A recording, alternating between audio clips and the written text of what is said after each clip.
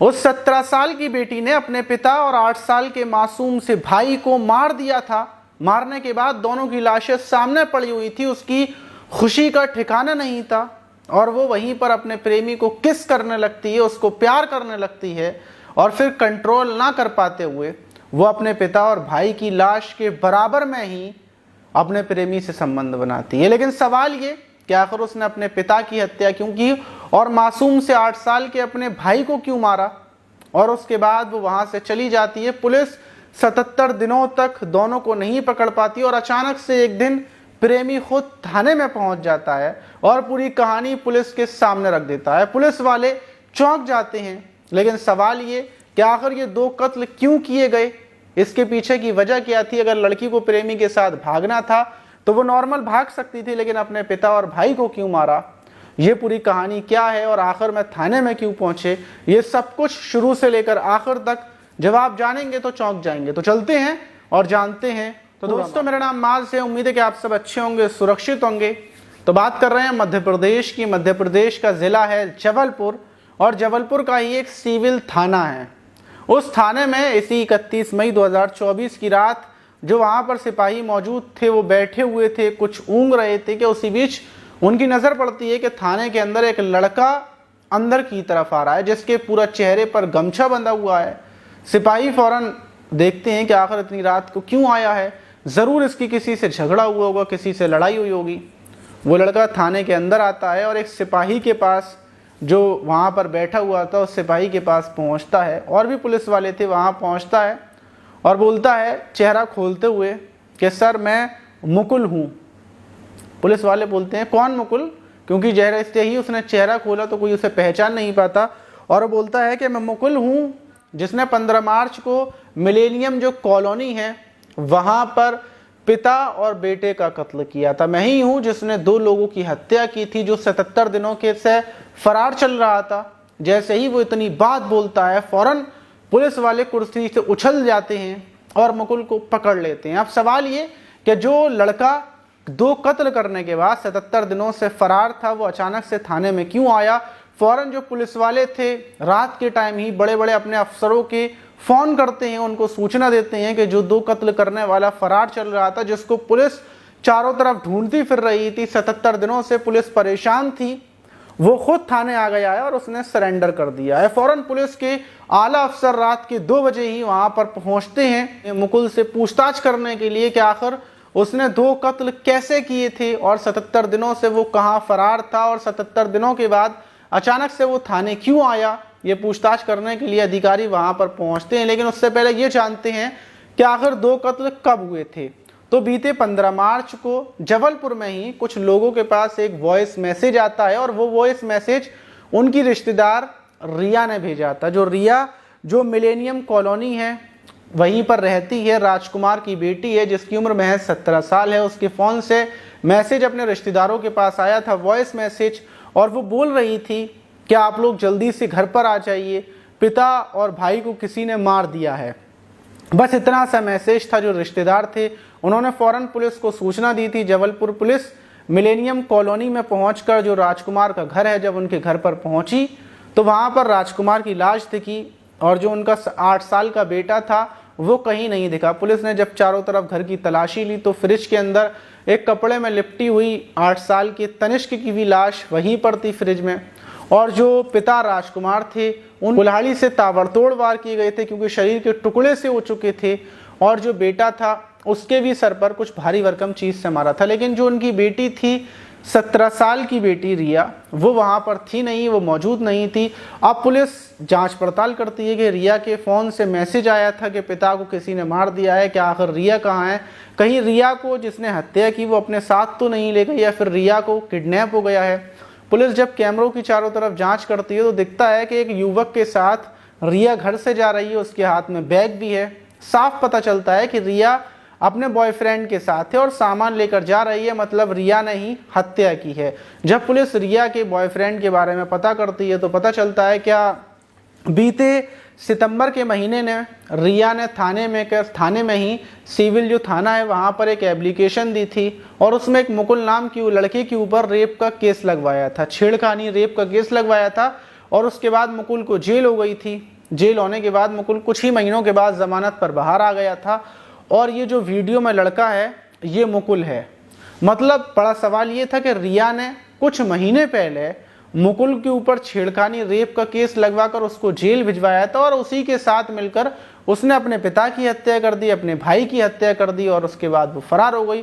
Police Mukul और रिया को ढूंढने में लगी हुई थी। 77 दिनों से पुलिस बराबर रिया को ढूंढे जा रही थी, लेकिन 31 मई से पहले ही रिया को हरिद्वार से गिरफ्तार कर लिया जाता है। रिया हरिद्वार के स्टेशन पर जब पुलिस को दिखती है, क्योंकि रिया देखने में बहुत छोटी लग रही थी और अकेली वहां पर वो टहल रही थी, जब रिया को लोग देखते हैं, जो पुलिसकर्मी देखते हैं, तो उनको शक होता है। उन्होंने फोटो वगैरह देख रखे थे, इसीलिए रिया को गिरफ्तार किया जाता है। और उसके बाद 31 मई को अचानक से मुकुल सिविल थाने में पहुंच जाता है। अब पुलिस के बड़े बड़े अधिकारी मुकुल से ये पूछताछ करते हैं कि आखिर तुमने ये 2 कत्ल किए तो क्यों किए? अगर तुम रिया को लेकर जाना चाहते तो रिया को ले जाते। और दूसरी चीज, कुछ महीने पहले तो रिया ने तुम्हें ही जेल भिजवाया था, फिर रिया तुम्हारे साथ कैसे चली गई, जेल क्यों भिजवाया था? बहुत सारे सवाल थे। और सबसे बड़ा सवाल ये भी था कि तुमने 8 साल के बच्चे को क्यों मारा? जब ये सारे सवाल जवाब पूछे जाते हैं तो मुकुल बताता है कि मैं शुरू से आपको बताता हूँ। देखिए, 3 साल पहले से मेरी रिया के साथ प्रेम कहानी चल रही थी, सब कुछ ठीक ठाक चल रहा था।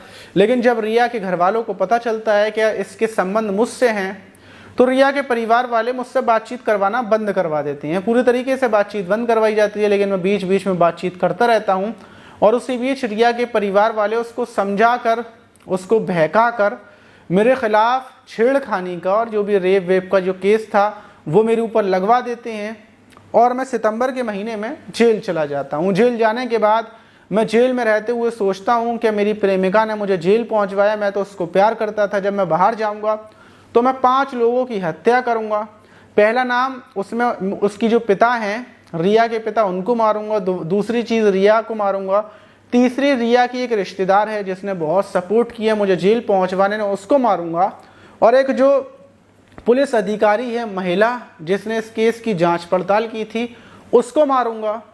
ये 5 कत्ल करने की मैंने प्लानिंग करी थी।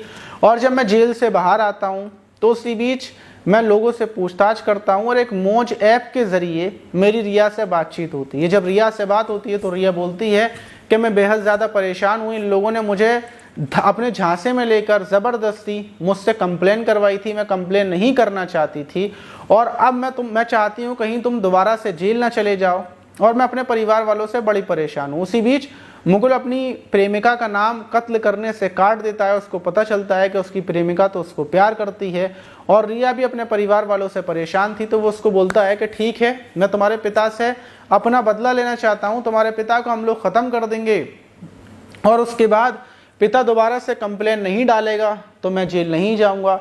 रिया मान जाती है और प्लानिंग के तहत 15 मार्च की सुबह रिया अपने प्रेमी को घर बुला लेती है और साथ में ये लोग गैस कटर वगैरह, क्योंकि प्लानिंग काफ़ी टाइम से की थी। प्लानिंग ये थी कि हत्या करने के बाद ये टुकड़े कर देंगे, टुकड़ों को अलग अलग जगह ले जाकर फेंक देंगे।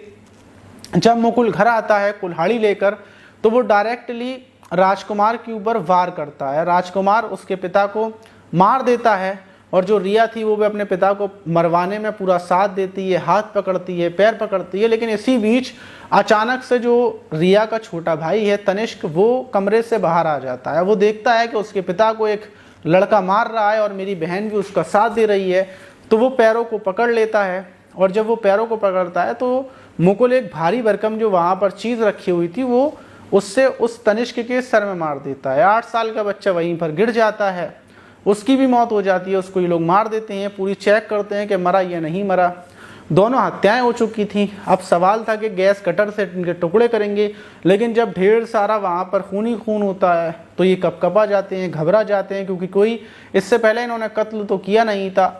तो वहीं पर सबसे पहले ये एक दूसरे को किस करते हैं और वहीं दोनों की बॉडियों के पास संबंध बनाते हैं। संबंध बनाने के बाद फिर जो छोटा बेटा भाई था तनिष्क, उसकी बॉडी को रिया लपेटती है और उसको फ्रिज में रख देती है कि बदबू वगैरह बाहर ना आए। और फिर जो पिता की बॉडी थी, पिता की जो लाश थी, उसको वहीं पर डला रहने देते हैं। और फिर ये लोग खूब सोचते हैं, सोच विचार करते हैं, घर में अगरबत्ती जलाते हैं, परफ्यूम स्प्रे छिड़कते हैं कि बदबू चारों तरफ ना हो। इनकी प्लानिंग ये थी क्या, लाश के टुकड़े कर फेंक आएंगे, लाश मिलेगी नहीं। लेकिन वहाँ पर जब बदबू वगैरह बढ़ने लगती है तो रिया परेशान हो जाती है और मुकुल बोलता है कि ऐसा करो, तुम एक मैसेज डाल दो लोगों को, जिससे कि मैं तुम्हें यहाँ से लेकर जाऊँगा, तो इसमें तुम आरोपी नहीं होगी, सिर्फ मैं आरोपी होऊंगा। जो मुकुल था वो अपनी प्रेमिका को बचा कर रखना चाहता था और वो वहाँ से ऑडियो मैसेज एक व्हाट्सएप पर डलवा कर सारे रिश्तेदारों में वहाँ से दोनों निकल जाते हैं। और उससे पहले जब तक वो वहाँ पर थे तो पिता का एटीएम, बैंक, सारे पैसे, जेवरात लेकर निकले थे। और जब वहाँ से निकलते हैं तो कटनी की तरफ निकलते हैं, पुणे, इंदौर, बेंगलोर, मार्ग, कोलकाता और हरिद्वार और मथुरा, ऐसी जगहों पर ये घूमते फिरते हैं, भंडारों में खाने खाते हैं।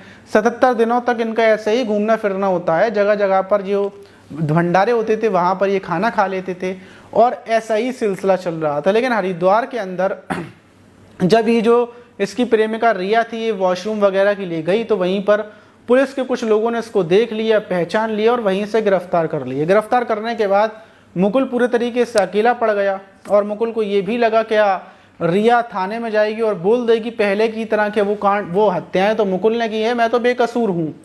तो इसीलिए मुकुल आधी रात को सिविल थाने में पहुंचता है। उसके पास पैसे भी नहीं थे और वो अपनी प्रेमिका के साथ ही रहना चाहता था। उन लोगों की प्लानिंग ये थी कि कहीं अच्छी जगह पर जाकर दोनों बस जाएंगे, वहीं पर अपना छोटा सा परिवार चलाएंगे।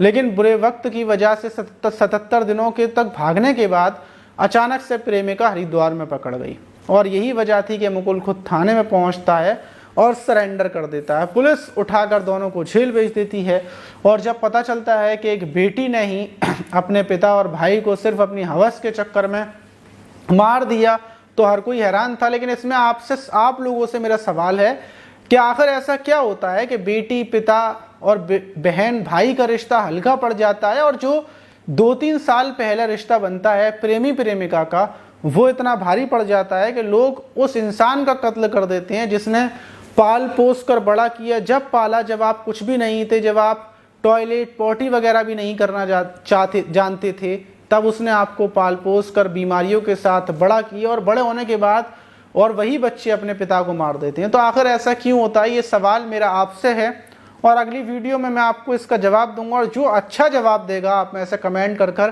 कि आखिर लोग ऐसा क्यों करते हैं, मैं उसके कमेंट्स को पढ़ूंगा और उसकी तारीफ भी करूंगा।